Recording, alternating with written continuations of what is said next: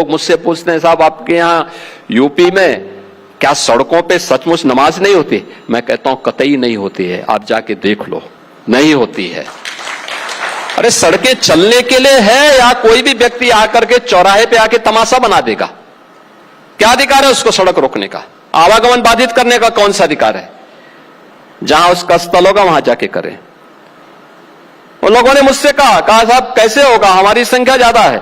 हमने कहा शिफ्ट में कर लो, तुम्हारे घर में रहने की जगह नहीं है तो भाई संख्या नियंत्रित कर लो, और नहीं है सामर्थ्य क्यों बेकार आगे संख्या बढ़ाई जा रहे हैं।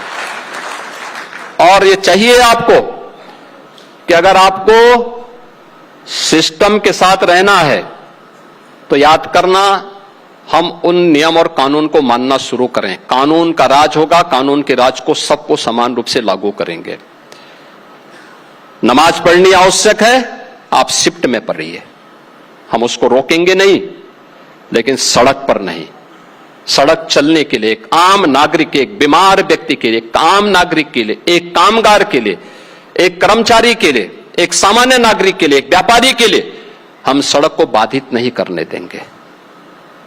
सरकार का नियम सार्वभौम है, सबके लिए समान रूप से लागू होता है।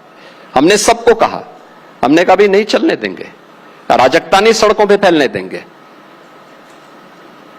प्यार से मानेंगे ठीक बात है, नहीं मानेंगे तो दूसरा तरीका अपनाएंगे। अब यूपी बीमारू नहीं, देश का रेवेन्यू सरप्लस स्टेट में यूपी है। लगातार पिछले 6 वर्ष से यूपी रेवेन्यू सरप्लस स्टेट में है।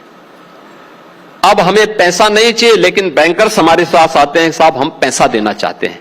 हम कहते हैं जब हमें पैसे की आवश्यकता थी तब आप हमारा फोन नहीं रिसीव करते थे, आज हमारे पास आने की आवश्यकता नहीं। हमने अपना इतने रेवेन्यू रिसोर्सेस हमने यहां पे पैदा कर दिए हैं कि अब यूपी को किसी के सामने हाथ फैलाने की नौबत नहीं आएगी, और अनलिमिटेड पोटेंशियल के स्टेट के रूप में यूपी अपनी एक शानदार यात्रा के साथ आगे बढ़ चुका है।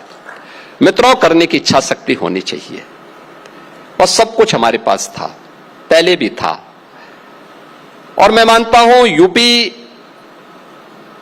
का नाम ऐसे ही यूपी नहीं रहा।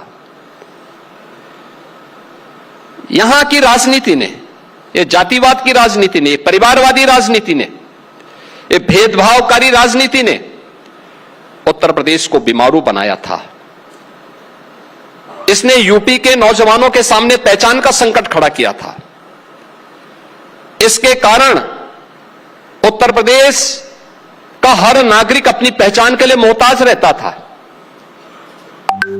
जबकि यूपी के अंदर वह सब संभावनाएं पहले भी थी।